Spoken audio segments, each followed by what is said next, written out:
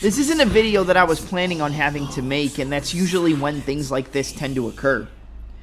A few short days ago, we lost WWE superstar, the son of Erwin R. Shyster, aka IRS, or Mike Rotunda if you'd like to go by his legal name, in Windham Rotunda, the leader of the Wyatt family, the men who told us to follow the buzzards, in Bray Wyatt. Wyatt passed away due to a heart attack at the young age of 36 years old, and it took the professional wrestling world by storm and put a cloud of sadness but also a cloud of fond memories over everybody's head. And the video we're making today is just in memory of Wyatt, in memory of Wyatt's WWE career, and in memory of some of the best or worst decisions that they made while he was under the WWE banner in World Wrestling Entertainment. We're going to kick it off, obviously, with Bray Wyatt being known as Husky Harris, the man he debuted as inside the WWE in the Performance Center and into the group or the faction known as Nexus, which spanned off of the first inaugural season of NXT. Now, the NXT we've come to know and love under its new birthing father in Triple H, aka Paul Levesque, was much different or is much different than the one that originally created the brand.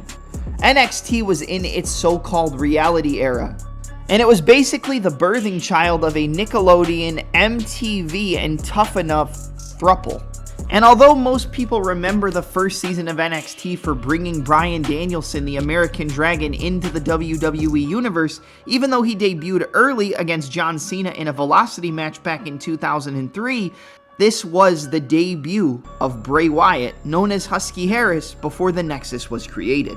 And although Harris, aka Wyatt, wouldn't really amount to anything inside of NXT, and wouldn't really be a memorable member of the NXT faction known as Nexus, it still would foster off into the creation of Bray Wyatt's most successful character, in the spiritual Louisiana voodoo-inspired cult leader that we all came to know and love, alongside his two followers, or in his words, his sons, in Eric Rowan and Brody Lee, aka Luke Harper. When Wyatt debuted on the main roster, they originally targeted the Big Red Machine, which would make sense because it was basically demon versus demon, or cult leader versus demon if you really want to look at it through layman's terms. But his biggest and best feud, at least to kick off his main roster run, wouldn't take place until 2014's WrestleMania 30, which was actually and coincidentally the first WrestleMania that took place on the WWE Network. And at this WrestleMania, Bray Wyatt's WrestleMania debut, he would take on one of the most influential and polarizing figures to ever grace World Wrestling Entertainment. The poster child of World Wrestling Entertainment, so to speak, and the poster child of the WWE's world that they wanted you to see through their eyes, at least in Bray Wyatt's opinion, in John Cena. Cena would take on Wyatt, and the promo package for this match was incredible. However, the result wasn't one that fans wanted to see. Wyatt was tempting the dark urges of Cena throughout the entirety of the match, tempting him to hit Wyatt with a chair in order to pass over to the dark side. However, Cena would not give in to the urges, and in summation would end up defeating Bray Wyatt at WrestleMania 30.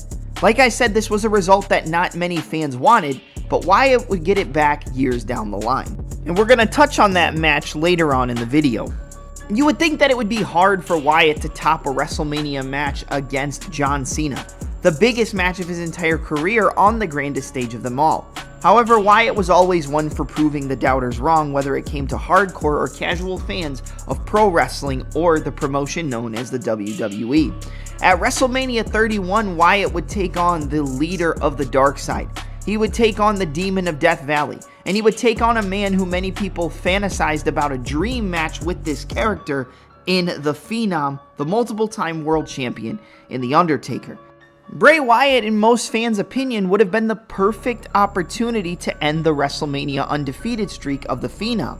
However, at the debut WrestleMania on the WWE Network, the streak was broken by the Beast Incarnate, Brock Lesnar. Many fans didn't agree with this opinion and thought that maybe it should have been saved for Wyatt in the following year's WrestleMania. But that wouldn't matter because although there were many theatrics, although the entrance of Wyatt was incredible, Wyatt would again come up short in losing to the Demon of Death Valley. And these booking decisions would leave a sour taste in the mouth of many WWE fans when it comes to the Eater of Worlds. Because although it could have been argued that he didn't deserve to beat The Undertaker and John Cena, he should have at least gotten one victory in his first 2 WrestleMania matches. But when you really look at it from the broad spectrum of things, how many people can say that their first 2 WrestleMania matches in the WWE were against 2 of the biggest superstars in the history of the company, in John Cena and The Undertaker? Fans would start to become irritated at the fact that Bray Wyatt hadn't reached the summit yet. He hadn't won a world championship in the WWE. He'd gotten important victories, he'd had marquee matches, but he hadn't gotten the richest prize in the game. And that wouldn't come until he was drafted in the return of the draft in 2016 to the Blue brand in SmackDown Live.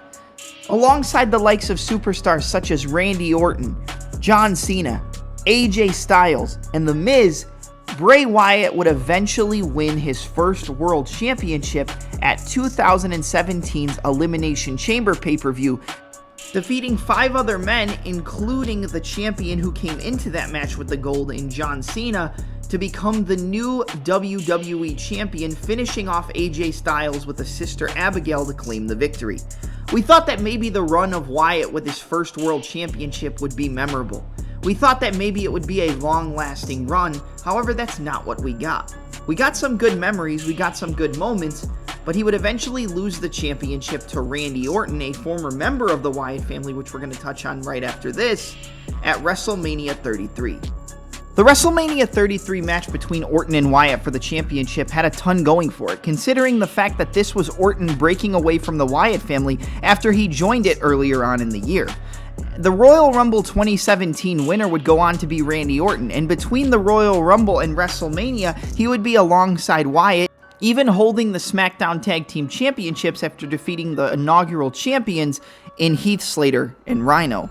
Orton would really put an end to his allegiance alongside Wyatt and the rest of the Wyatt family after burning down the compound where Sister Abigail's spirit was housed. This is really what kicked off the feud and led to an unprecedented level of anticipation going into WrestleMania. However, the execution of the match, which came to be a story of Bray Wyatt's career in terms of creative decisions, didn't live up to the hype. The over-reliance on special effects and CGI-related gimmicks during the match really left fans with a sour taste in their mouth, and the fact that Orton would go on to win the WWE Championship, even though it was expected, many fans wanted the Eater of Worlds to walk out still the reigning defending WWE Champion. And now this takes us to the next chapter, and one of the most interesting chapters of Wyatt's career in the creation of The Fiend. And this video could really be 20, 30 minutes, close to an hour max if I went into every single detail of Bray Wyatt's career. That's just how much he's accomplished throughout his time in the WWE prior to his passing.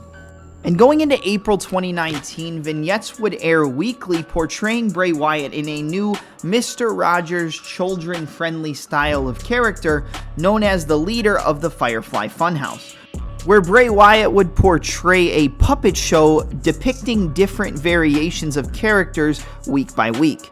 The characters portrayed in the Funhouse would be Abby the Witch, who was clearly a play on Sister Abigail, Huskus the Pig, who was a nod to Husky Harris, Bray Wyatt's initial character in his original run in NXT, The Boss, who was a nod to the billionaire boss of the WWE and Vincent Kennedy McMahon, Rambling Rabbit, which I think that one is probably the most confusing, but if you take that and then look at the white rabbit symbolism with Bray Wyatt's character going into his most recent return when he would start feuding with LA Knight, then you could make some connections in that regard, and also the fact that Rambling Rabbit kept dying every single week. Rambling Rabbit was like the Kenny of South Park, but he would always come back, and I feel like that was a nod to the Fiend's character, who would debut longer into the Funhouse, which we'll get to in a few short moments, but how you could take him out, you could destroy him, you could kill him, but he would always find a way to come back.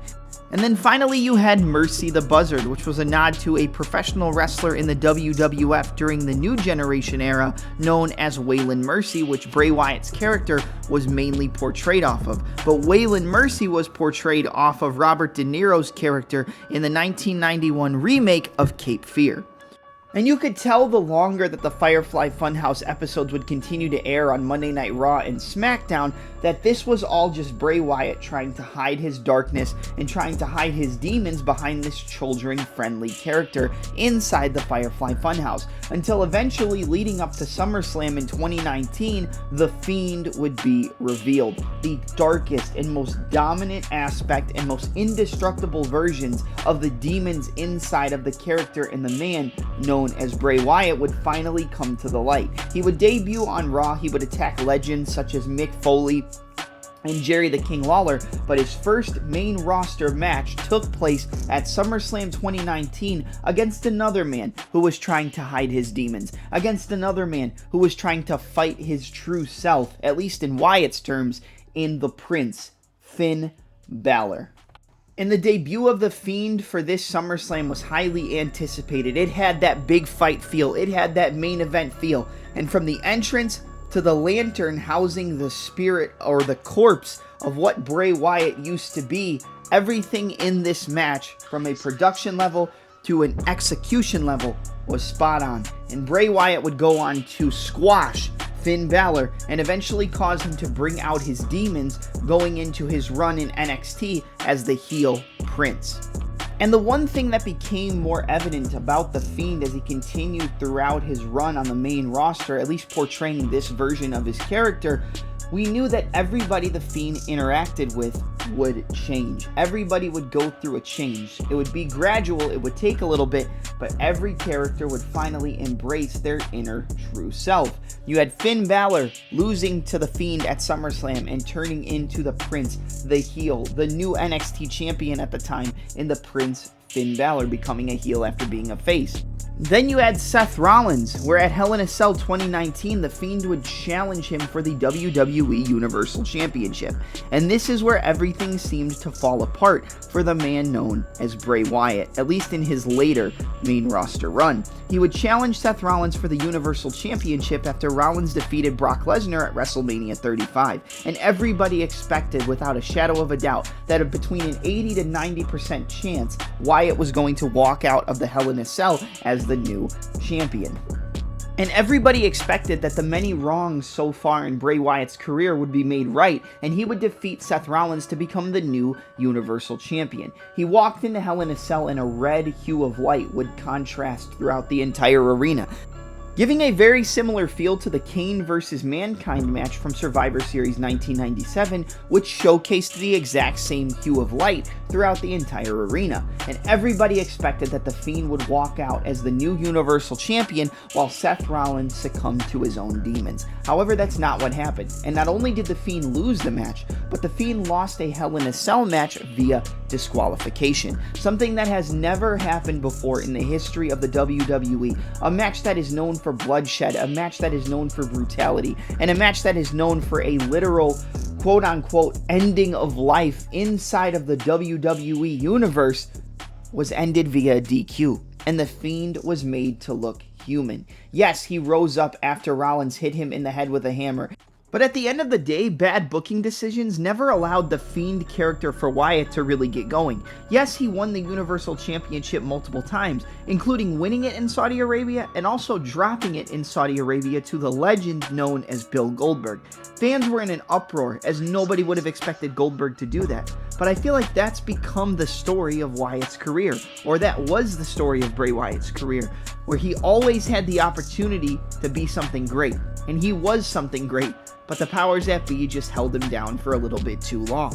Whenever momentum would be carried over to the character Bray Wyatt was portraying at the time, something would happen and he would get dragged down. And whether it be bad booking, creative uproar, or like I said, the powers that be not wanting Wyatt to succeed, that just became the story of Wyatt's career. However, this is not a video to bash Bray Wyatt's creative decision making. This is not a video to bash the WWE not taking advantage of Bray Wyatt. This video is to praise, it's to remember, and it's to take a trip down memory lane of one of, if not the most creative professional wrestlers to ever step foot into World Wrestling Entertainment. So I hope you enjoyed this video. I hope you enjoyed this retrospective, so to speak, on Bray Wyatt's career. And the only thing left to say was that Bray Wyatt was the glimmer of light inside the lantern known as the world of professional wrestling.